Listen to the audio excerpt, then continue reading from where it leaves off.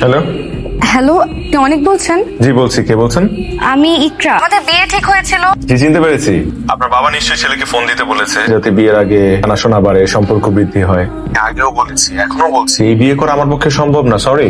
কথা না শুনিয়ে এত বকবক করেন কেন? আমিও আপনাকে বিয়ে করার জন্য লাফাচ্ছি না, আপনার সাথে দেখা করা দরকার।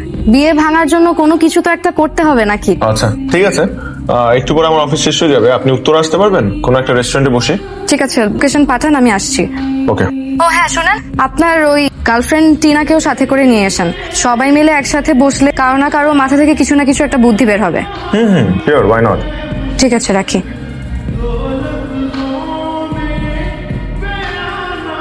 হাই, ও হচ্ছে শান্ত, আমার বয়ফ্রেন্ড। শান্ত, উনি হচ্ছে অনিক, আমার ফিয়ান্সে।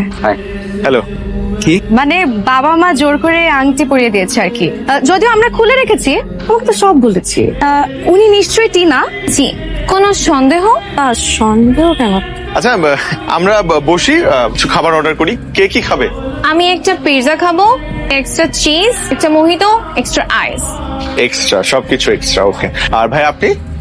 কি বলতেছেন আপনি এসব?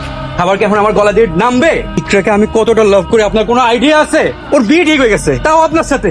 এটা আপনি কিভাবে ভাবলেন যে আমি এখানে বসে বসে খাবো? দেখলেন ও কত উত্তেজিত হয়ে গিয়েছে। আসলে শান্ত আমাকে অনেক ভালোবাসে। মাশাআল্লাহ। জি ভাই। বিয়েটা ভাঙার ব্যবস্থা করুন, যেভাবে হোক বিয়েটা ভেঙে দেন। আর না হলে কিন্তু ভাই আপনাদের বিয়ের রাতে আমি করে মারা যাবো। এই আপু, আপনি কিন্তু সাক্ষী আছেন। কি বলছো এসব? একটু শান্ত হও, ও খোদা, বাসায় পেশেন্ট নিয়ে পাচ্ছি না, এখানে আরেকটা। একটু শান্ত হও। ভাইয়া আপনি একটু শান্ত হন। দেখেন আমরা দুজনের কেউই তো চাই না এই বিয়েটা হোক, এর জন্যই তো আজকে আমরা দেখা করেছি। আমরা প্ল্যান করব কিভাবে বিয়েটা ভাঙা যায়। আপনি একটু শান্ত হয়ে বসেন, একটু বসেন, একটু বসেন, বসেন। ভাই কি খাবেন বলেন ভাই? কি? আচ্ছা ঠিক আছে, একটা পাস্তা অর্ডার দেন, ওর মধ্যে চিজটা বাড়াই দিন।